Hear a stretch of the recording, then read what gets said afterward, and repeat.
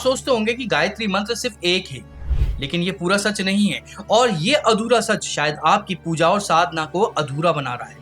आप जो गायत्री मंत्र जानते हैं वो असल में एक पहेली का सिर्फ एक छोटा सा टुकड़ा है, एक ऐसा रहस्य जिसे बहुत से लोग जानते हुए भी नहीं जानते हैं। तो फिर सच क्या है?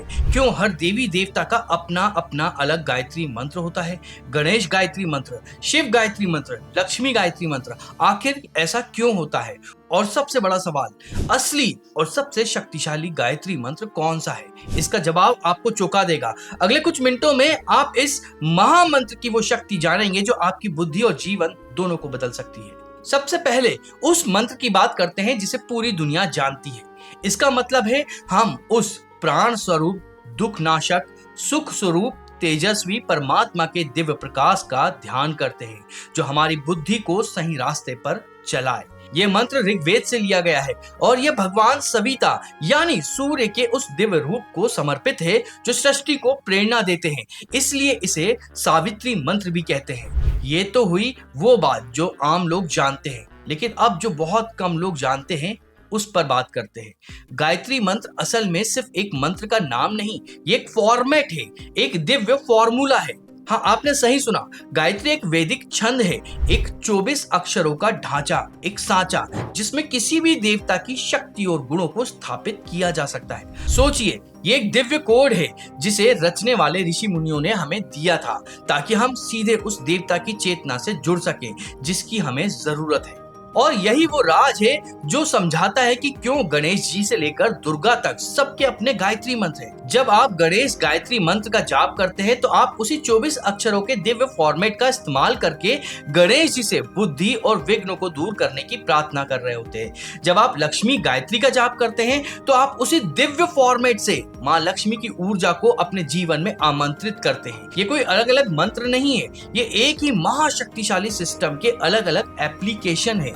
लेकिन सवाल ये है कि ये ढांचा बनाया किसने और क्यों ये इतना शक्तिशाली है? इसे वेदों का सार मतलब वेद माता क्यों कहा जाता है? इसका जवाब हमें हजारों साल पीछे ले जाता है, महर्षि विश्वामित्र के पास। उन्होंने इस महामंत्र की रचना की। यह इतना पवित्र और शक्तिशाली था कि इसे शिष्य को दिए जाने वाली पहली दीक्षा यानी उपनयन संस्कार का केंद्र बना दिया गया।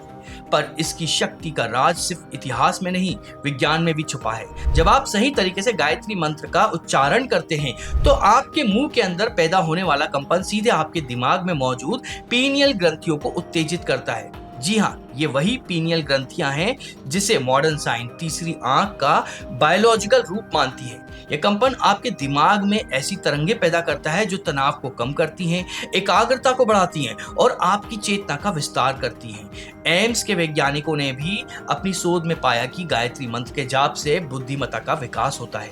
ये जानकारी दिमाग हिला देने वाली है ना? अगर आप ऐसे ही विज्ञान और धर्म के रहस्य को समझना चाहते हैं तो कुछ सेकंड रुककर हमारे चैनल को सब्सक्राइब कर दीजिए। आपने सब्सक्राइब कर दिया? चलिए अब हम आगे बढ़ते हैं।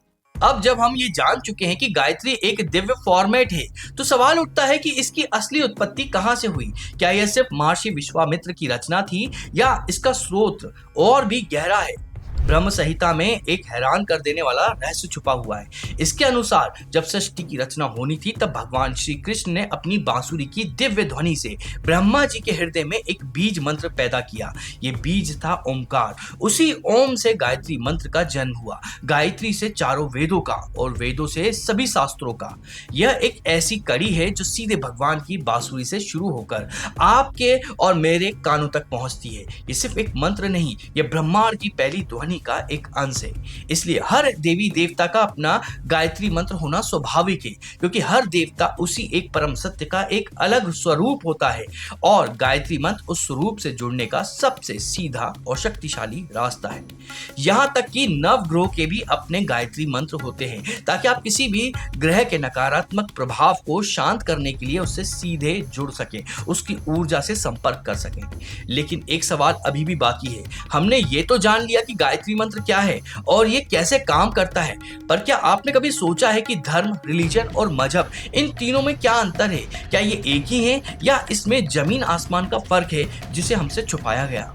इस बड़े रहस्य के साथ में और भी न जाने कितने रहस्य हैं जिस पे हम वीडियो बनाने वाले हैं और ये जो लोगों पर देवी देवता आते हैं जिसे ट्रांस कहते हैं, क्या वो सच है या एक अंधविश्वास? इन सभी सवालों के जवाब हम आने वाले वीडियोस में लेकर आने वाले हैं। तो अगर आप इंतजार नहीं कर सकते उन वीडियो का, तो हमने और भी कई सारे रोचक विषयों पर वीडियो पहले से ही बना रखे हैं। तो आप हमारे चैनल पर जाकर अपनी रुचि के अनुसार उनमें से जो भी वीडियो देखना चाहते हैं उस वीडियो को देख सकते हैं। अगर आपको हमारा यह वीडियो पसंद आया तो इस वीडियो को लाइक करिएगा, अपने साथियों के साथ में शेयर करिएगा और हमें कमेंट करके बताइएगा कि आप आगे और किस विषय पर वीडियो चाहते हैं। इसके अलावा यूट्यूब पे अभी एक हाइप नाम का ऑप्शन आया है जिसे आप कमेंट को स्वैप कर देख सकते हैं। तो हमारे चैनल को हाइप भी करिएगा और साथ में हमारे चैनल को सब्सक्राइब करिएगा, क्योंकि इससे हमें धर्म प्रचार में प्रोत्साहन मिलता है।